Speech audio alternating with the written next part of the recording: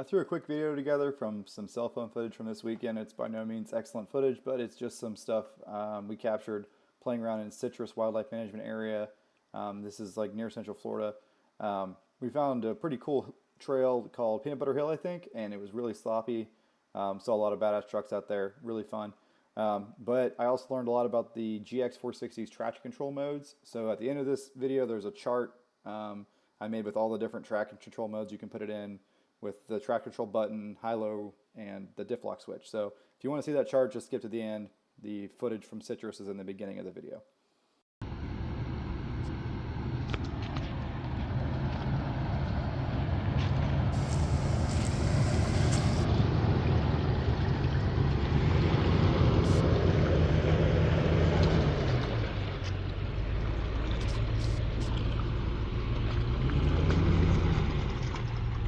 So A-Track could not get us out of this one. I actually had to use the come along. The hitch, you can see in the back of the picture here, just barely is actually sitting on a rut. So it's a pretty good rut there, and it's a kind of quicksand. The stock Yokohamas could not do it.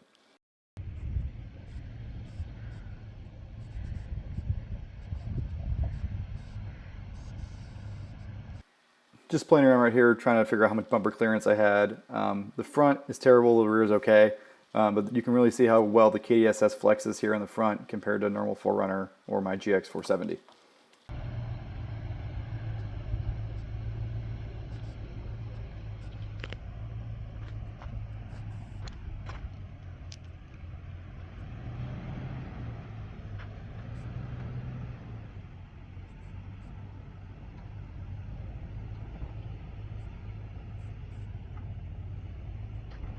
So playing with my traction modes here, there's a chart at the end to explain all this, but this is where I kind of figured out there was some funky stuff going on.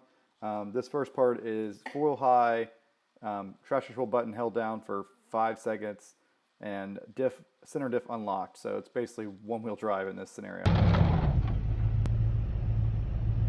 I think A-Track's going to kick in. Yep.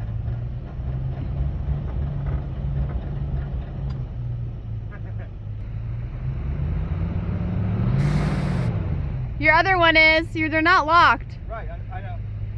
So I got one in the back and one in the front spinning now, right? Yeah. Okay. Now I'm going to turn on A-Track.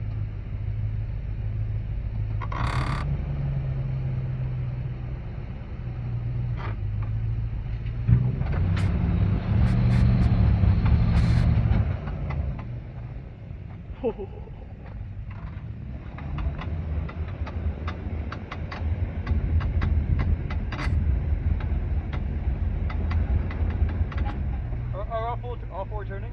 Yeah. Nice. Oh, nice. What? You got a cool rut that you made.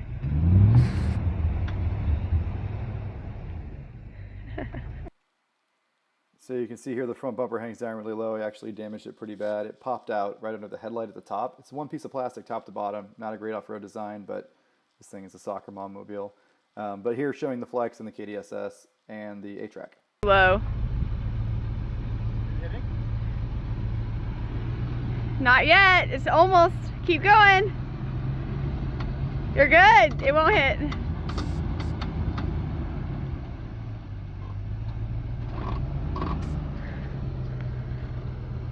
All right, take a look at how much space there is on top of the driver's front tire. And then the next picture, you'll see the passenger front tire. So the front is flexing well, even in like an uphill scenario like this. Pretty excellent. The rear I wish flexed a little bit more. I can do the Ironman long travel kit, extended travel kit. I probably will do that eventually. So this guy eventually put it in high range and mashed out and got through this hole. I did go through this pretty well with the Lexus and some other holes after it, but someone forgot to hit record, so we don't have that footage. Sorry, guys. Can we?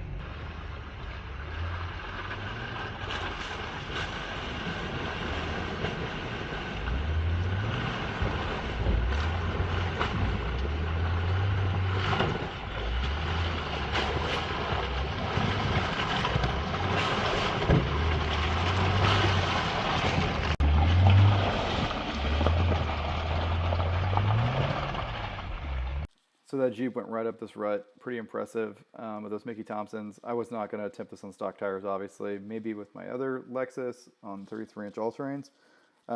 Maybe. with the rear locker. Probably still would have got stuck, but a couple Tacomas did go through this. One had a solid front axle swap. It was very badass, but I can't find the video. Hey guys, so I made this little chart here, handy dandy, to talk about the different traction modes in the GX460, and I highlighted one down here and put a box around it because it's the one that was surprising, but let me just talk you through what I did here. So these are the different modes you have with the GX460. With my 470, there was no traction control switch or button. So when I say traction control tapped or held, I'm talking about that little squiggly line button the 460 has, that almost every other new car has. The 470 doesn't have it.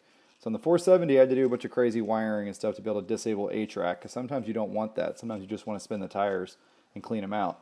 But luckily, the 460 does have it and gives you some options. Now, if this was a Canadian 460, it would have crawl control, multi-train select, which are awesome. They're useful, kind of gimmicky. I don't really care that much for them because I'm going to put real lockers. But you can actually add that to the 460 if you're interested. There's a bunch of good videos on YouTube about adding crawl control or MTS, multi-train select. All that to say, so here's the chart I made. So ratio means high or low range on the transfer case. And then this center diff's locked.